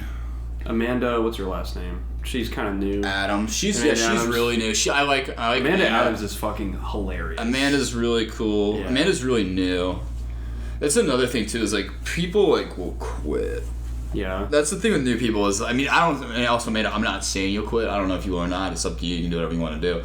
But there's people I've known who they did comedy for 5 years and then they quit. Yeah. It just happens. People move on. I mean, people get married, they have kids. Not that means that you're gonna quit doing comedy, but sometimes people just do that. They get a better job. I feel not a lot of people. I used to think of comedy as my way out. That's the only way I'm gonna survive is if I get good at this and then I make it. Yeah. Because I'd also just flunked out of college when I started, and my head was just all in a weird place. But I think there's people that they view comedy as hey, this is my escape unless I find an escape. Now I'm doing well enough that I don't need to do this. Yeah. I don't know, but interesting. Really? That happens? I've never. I don't know if I don't think that that's why they. I don't know if that's why they do it or not. But yeah. I definitely remember. For me at least, when I started doing stand up, When I started doing shows, like book shows, because I also didn't understand how that was going to work. I thought once I started getting asked to do like a lot of local showcases after I made the finals in the Funny Bone competition, like my first year doing comedy. But I didn't know that didn't mean as much as I thought it did. And I feel like I started asked to do all these local showcases, and I'm like, oh my God. Is this what blowing up is? Because I didn't understand. Like, oh, are you about to start, like, does this mean you're going to start doing clubs? And now you're going to start doing... No, it's not what it means. It means that you're going to be doing local showcases for potentially forever. Yeah. If you want to see do something else. But I mean, like, I don't know. I think I viewed it at that time as like, oh my God, I can save myself with this. Because I'd flunked out of college. I felt like, oh my God, like, oh, I'm just a disappointment is all I've really amounted to. And I can redeem myself by being good at this. Or like, take myself out of my current circumstances with this. Kind of like when people are like, oh, like sports is like their way out of whatever, or like music, even like, oh, this is like what's gonna bring me up out of my shitty situation. Because I mean there have been times in my life where like, hell, when me and Estrella first moved in together, that was because I was not getting kicked out of my parents' house, but kind of it had no longer become a good thing me being there. Yeah. So like I was like, I gotta get out of here, and her lease was up. We ended up living off of 13th in Cleveland in the abandoned firehouse that the Evolve Tattoo Studio owns, renting a room. Dude, that was like the Fight Club house, but like 1,000 times worse. Wow. And the dude that was like they were subleasing it through was absolutely insane. He's kind of been chased out of the Columbus scene entirely for being a not good person. We were living there with that guy and like some other people. Like I have a picture of the bathroom on my phone somewhere though. Like we're talking like just pipes and like you could fall through the wall. Mice would run through the ceiling at night, like you could hear them. I still have nightmares about it. You'd open up like the pantry and just mice would be in there. And it would also be so cold in the winter that we'd have 2 oil heaters in this room and you could still see your breath. So like we lived there for like almost 8 months. Wow. And like at that point I'm like, man, and I'm working a minimum wage job. What was the rent on that? We were paying like $250 a month for the room, like total? Everything. Wow. Because it was terrible. Yeah. But like we were there for like almost a year, not a year, but like the better part of a year. Yeah. And we got out because we were month to month. That's like a school year, man. It was truly one of the darkest periods of my life. Wow. But we got out of there because we had the dude that like owned it or like sublet it through. He was crazy. There was one period of time where like he didn't try to stab me, but he was threatening me with a knife. Okay, in front of other people.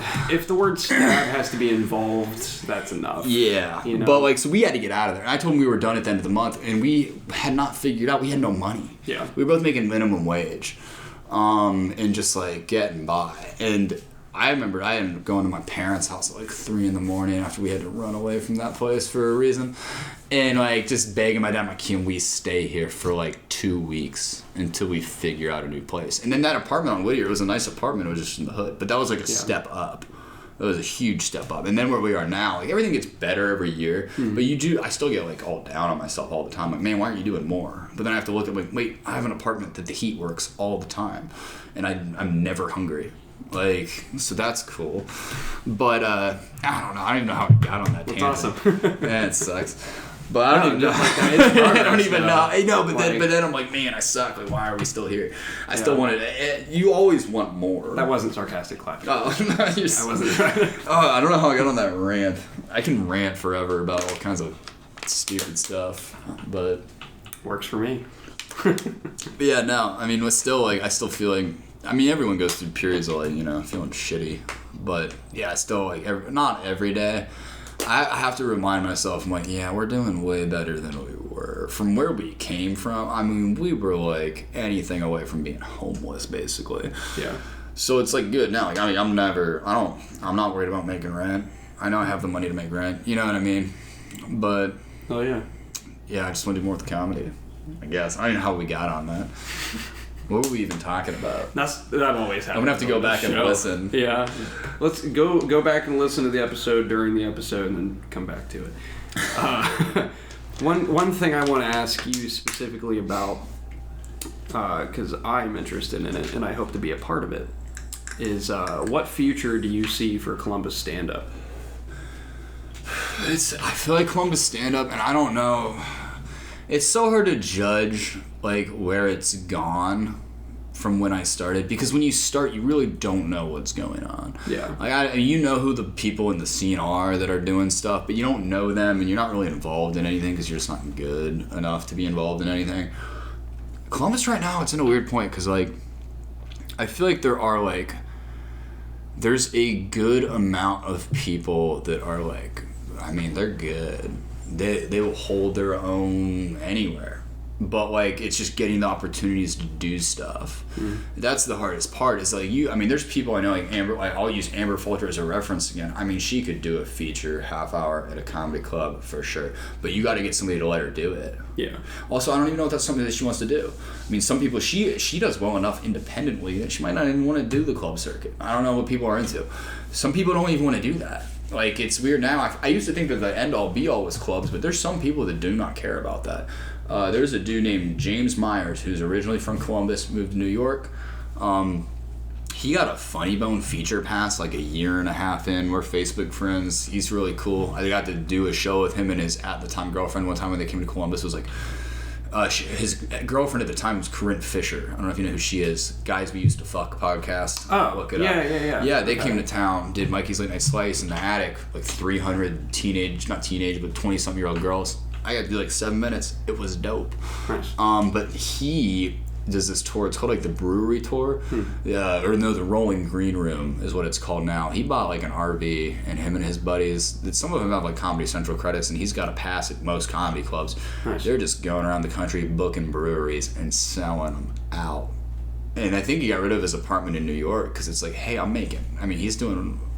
And when they started, I know when they started doing it, they were like trying to figure out what they were going to eat. Yeah. So it's like, you can see people do that. It works out. Columbus comedy scene right now, I feel like the biggest thing, bookers, go to more mics. I know it sucks, but there's newer people that they don't even know about because they're not at the mics, and the new people don't go to their shows because they don't know these people because they never see them. People need to meet more in the middle. Like, there's a couple, there's some good showcases in Columbus that I feel like they don't take a whole lot of chances. I don't want to sound like one of those Columbus comedy Illuminati guys, because that's kind of a thing that it's the same 20 people that get booked on everything. But I feel like people just need to meet more in the middle on that, honestly, because like you're not going to get to see somebody's comedy just because they come to your show. And it's also, I think you got to go to mics sometimes. And I do see some of those people at mics, but a lot of people, once they get busier, they just stop going to mics now. Not altogether, but quite a bit. I still try to go out once or twice a week to a mic if I can, even if I'm not doing stand-up on it, just to see what people are doing. I would like to. Yeah. I need to start going to these. Yeah, a lot of those people, and it's because they're busy, and I get it. I feel it. I work like every day right now. And I have at least 2 weekly gigs every week and a couple monthly every month. But I still go to 1 or 2 mics a week. Granted, I have no social life anymore. I have nothing I do outside of comedy and work now.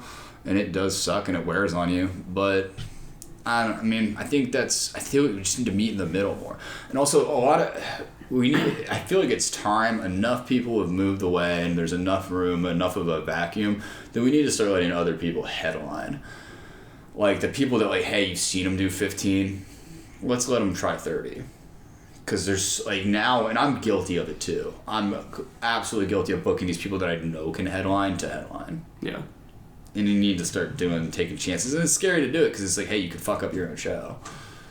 Bars are hesitant to have comedy. If you go put somebody up there for their first 30 and they eat it for 30 minutes, or worse, upset somebody. Yeah. You kind of in a tight spot with that. How often does that happen here? Not a whole lot. Because we're playing it safe. Well, it's weird, because like you'll see people, and I'll even hear things now that I'm like, man, I don't know if that's okay or not. Not that I have any issue with it, but I don't know, is somebody gonna get mad? And it's like just secondhand, it can just like, be even saying a word. Like, I made a joke at an open mic that I don't know if this is offensive or not, because I don't feel like it's disparaging anybody. But like, I made I asked a question as a joke, like, you guys, like, I'll wonder things I'm not sure if I'm allowed to ask the questions about. Like, does anyone ever wonder, like, how come dogs that are deaf don't bark weird? Like, it just doesn't seem fair. Like, I got a deaf friend, and he talks like it's very hard to understand him. I'm impressed that he can do what he does, but I don't hear a dog that can't hear go bork. Like, what's up with that? Like, it doesn't seem very fair. It's like they just know how to do it. But I don't know if is that punching down? No one knows, and I don't know. Is it? Because I don't know. It's a tough spot. Or I have a friend that he has a joke where he talks about, and if he listens to this, he's gonna know exactly that I'm talking about him. Well, deaf people can't hear your comedy anyway, so why would they care? Yeah, I've heard people say that, but then I'm also definitely making fun of deaf people. But no, like They also don't listen to this show. One of my friends, they could read subtitles. I don't know if that you put it on YouTube. I think YouTube yeah, it's on YouTube. They automatically do the Google. subtitles. I think no, they'll find us. One of my friends that I actually just saw him do this joke like Friday. He talks about how he was raised autistic. And just talking about how his parents thought he was autistic, but he was never diagnosed. He tells stories about it and things they would do. But I'm like, and I remember even like 2 years ago, I never even thought about that joke, like being anything. And now I'm like, ooh, are we allowed to? 2 years ago, there were jokes I said the R word in, which like probably really wasn't cool then, but no one said anything about it until one comic did tell me to stop doing that one time. I've had people, I make jokes about like me and Estrella dating because she's trans and like we get in some precarious situations. And I had somebody on a roast battle one time tell me to stop making jokes about that. And I'm like, I don't think you get to tell me, and I'm not making fun of trans people either. I'm making fun of the people that have like a problem with it usually. Yeah. I'm like, fuck you. I'm like, you don't get to tell me, it's my life. You don't live it. I'm like, no. Why are you trying to speak for me? I don't give a shit. And I have had people get upset about, and it won't even be anything like, because I have said some jokes and I'm like, is this questionable? Am I towing a line here? But I've had people get upset about just me even joking about it. And I'm like, I don't care. I'm like, if you guys got anything to say about it, I don't give a shit. I think that's what comedy's I've been called transphobic on Facebook. That was my favorite. Yeah, I have a joke about ridiculous. It too, because this person blocked me, and they're alluding to me being transphobic, and I like said in the comments to them, I'm sure you know this because I know you do. That like my girlfriend's trans, and her response was that like racists have black friends. Are you kidding me? Yeah. And I was like, yeah, but they don't like move in with them and then like suck their dick for a couple years. I'm like, so not quite the same thing. And I'm like, and if they do, then I think they get to be a little racist. They've kind of earned it. Like, and I'll make jokes about that, and it usually does pretty well. But like, I've also had people not know how to. Like, am I allowed to laugh? Is it funny? I don't know if it's funny or not. Honestly, it's funny to me. Yeah. I have a little bit of that issue at shows. If I'll go to a comedy show and I'll hear something that would make me laugh. Yeah. You know. Because every now and then people say stuff that's like, but it's funny. See, that's why I don't know. If I hear someone say something that's like, they're probably not supposed to say it, but if it's funny, I'll still laugh. I don't care. I'm over that people getting mad at you for not being mad. That is the dumbest thing that we have going on right now. People getting pissed at you because you're not pissed. Yeah. I'm allowed to feel however I want. I'm baseline, man. I'm chilling. Yeah. I don't get angry about things. Well, no, people, when you're like, it's like now if you don't say something about something, it's like implied that you're condoning it. Yeah. Like if I don't get up there and make a status about whatever thing Trump said, then I must support it. That's like the reaction from like a woke comedy now. See, I haven't even gotten into the... Like, why are you getting up there and apologizing for this group of people that we think you represent? Right. Well, the whole, like, saying something about whatever Trump did that day or whatever. I never started. Like, yeah, I don't like the guy. Yeah, but I've never been one of those people that's like, hey, here's my... Like... But people still expect you to do that. Oh, people, yeah, and like give you shit for it. I will see people complain about like something that, because now everyone's just a victim of everybody. Yeah. Whatever, but like I'll see people get mad at like, oh, like it's like this group of people doesn't do enough to like condemn the behavior of the other members of the group. Do you get what I'm saying? Yeah. Kind of like, it's kind of like as if like, oh, like this is a poor example because I don't think I've ever seen anyone actually make this reference, but it'd be like as if like white people need to apologize more for white mass shooters or something. You know what I'm saying about that? Although I have not seen anyone really make that kind of leap, so don't imply that I'm saying that that's something people are asking of us. White people are asked very little. I don't, trust me, I totally believe in white privilege. Don't want anyone to think that. But at the same time, I'm like, or even if it's something in the scene that if you don't blacklist this person along with everybody else, that you must be condoning the behavior. And while I agree, like there's people that like I'm not gonna put them on my show anyway, just because it's like flight risk. I don't know what this dude's gonna do. I don't want him dealing with them. But at the same time, if someone wants to pay to see them or if somebody wants to have them on, I mean that's their right. The way I feel about it is like people get mad that people are allowed to say whatever they want. Like I feel like that's capitalism. If people don't like what you're saying, you'll find out. Because you won't get booked. And if they don't care about not getting booked, then let them keep saying it. Episode update. This is now officially, as of like a few seconds ago, the longest episode we've ever done. How long have we been going? We are at about an hour and 48 minutes. Jesus. Yeah. So do you have a cap? No, not really. I gotta piss super bad. Yeah? Yeah. Well, what do you want to do? Do you want to go ahead and wrap up then? Yeah, let's wrap it up. We can do this again anytime. Yeah, sure. If you ever need a guest host, I'll try to shut up. Okay. We got a couple questions. We always have a few wrap-up questions. Where can people find you and what you do? How can people support you? Okay. Follow me on Instagram. It's SweetD. SweetDee. Gets on Instagram. It's like Sweet D from It's Always Sunny in Philadelphia. You can just search Cecil Heyman also. You can find me on Facebook, Cecil Heyman. It's a picture of me.